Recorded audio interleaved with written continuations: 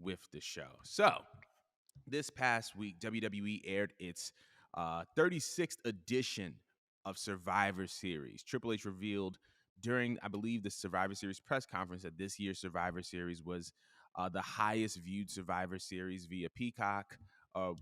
Essentially like the largest or the highest viewed Survivor Series in the history of the company. It also drew the largest gate ever produced by a WWE event in Boston. And for context, by the way, Boston has held SummerSlam, I believe. Boston has held the Rumble. Boston has held WrestleMania before. So to draw that to have the largest gate off of Survivor Series is a very, very big deal. But I wanted to know, what were some of your takeaways overall from the event as it pertained to Survivor Series? While I didn't think that it was a 10 out of 10 show, there was definitely a lot of low points. There was points where I expected that I wasn't going to be that enthralled or interested as a fan. I think that um for the most part, if I had to like think about what was the biggest takeaway was the main event. Mm, I think we all could agree that yeah. the men's outdid the women, and that's not to say that the women weren't trying. It was just because the men had a more compelling story going in.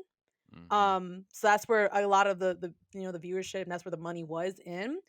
Um, with the females, I don't believe it picked up until unfortunately Becky came in, and the endings would save them because it was very sloppy, kind of uncoordinated, a lot of boring or low spots.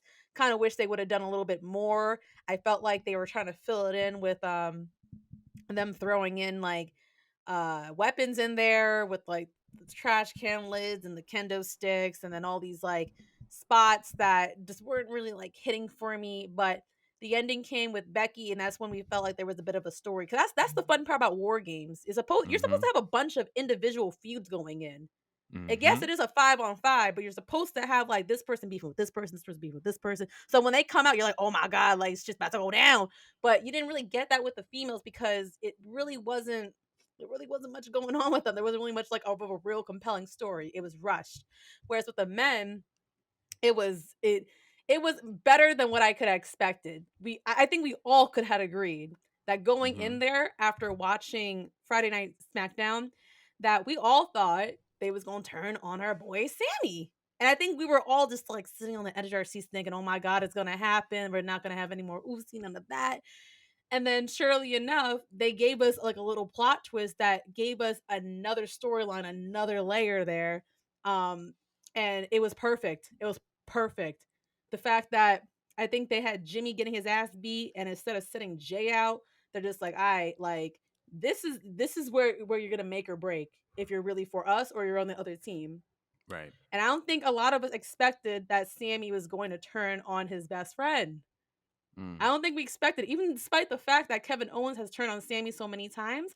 I don't think a lot of us was expecting it.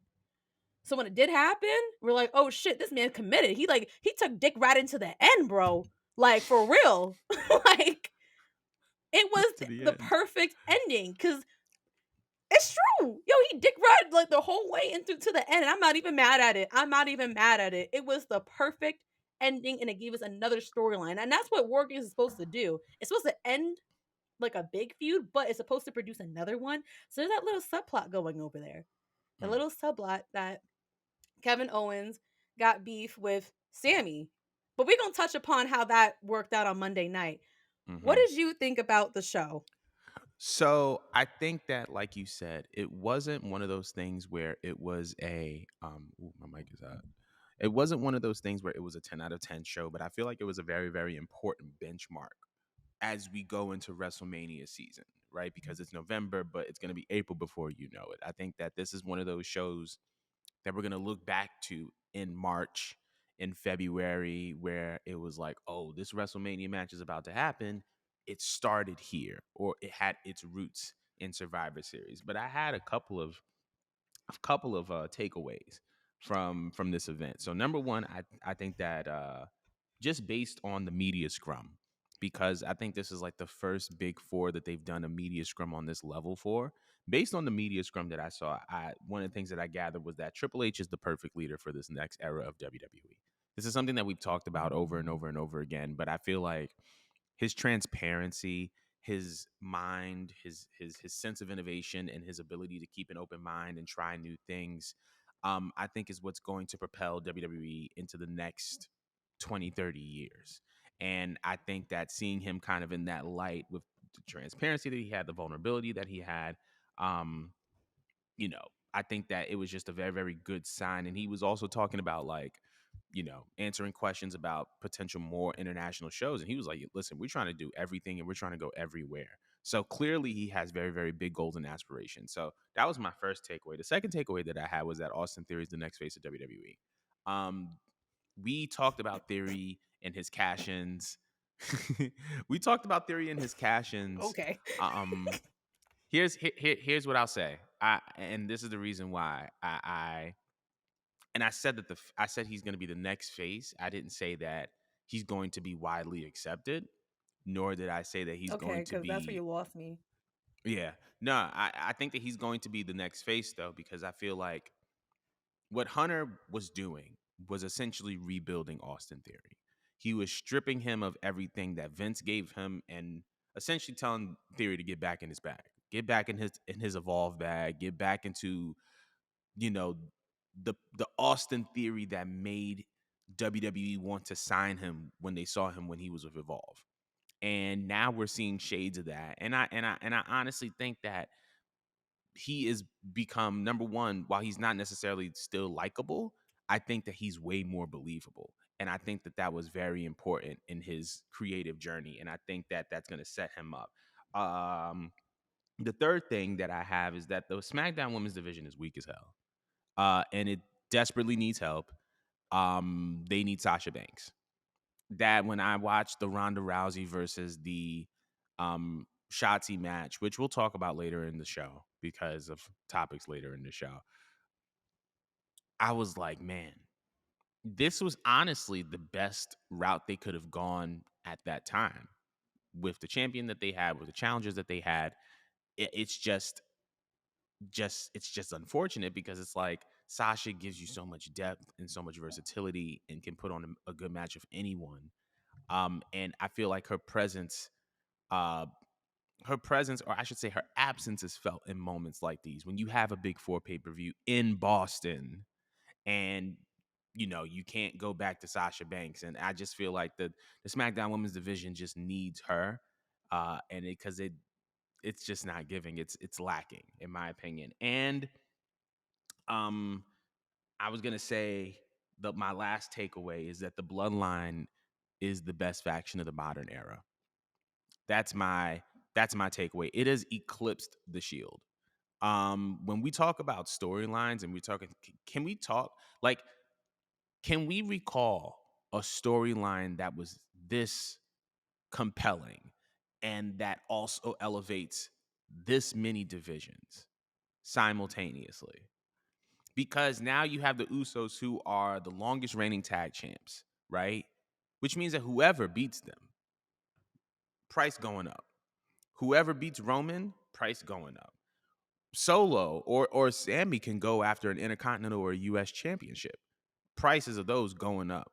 So now you have so many different subplots that are coming out of this Bloodline storyline that it has the potential to raise every single division, with the exception of the women's division, of course. And I think that when we look at what happened in War Games, like the fact that it took like even down to like just how the teams were constructed, right? The Brawling Brutes, Drew and KO versus the Bloodline. That Brawling Brutes team had 3 former world champions, and the Bloodline beat them. That elevates the Bloodline. And now we see what's going on with Sami Zayn, and we're seeing what's going on with Sami Zayn and Kevin Owens, and seeing that little thing, and even seeing the little reactions at the end of Survivor Series, because not only did they provide a plot twist, but they provide a lasting image that's probably going to be the seeds of what happens next. You pay attention to Solo Sikoa and his body language and how he's not adamant on joining the Bloodline's acceptance of Sami Zayn. Does he know something that we don't know? Because Sammy and Solo have been pretty close. Does Sammy know some? Does Solo know something about Roman or Jay's true feelings towards Sammy? We don't know. But that's what makes this so interesting and so compelling. And to be honest, if wrestling is about the storylines, I don't recall a Shield storyline being this good or compelling.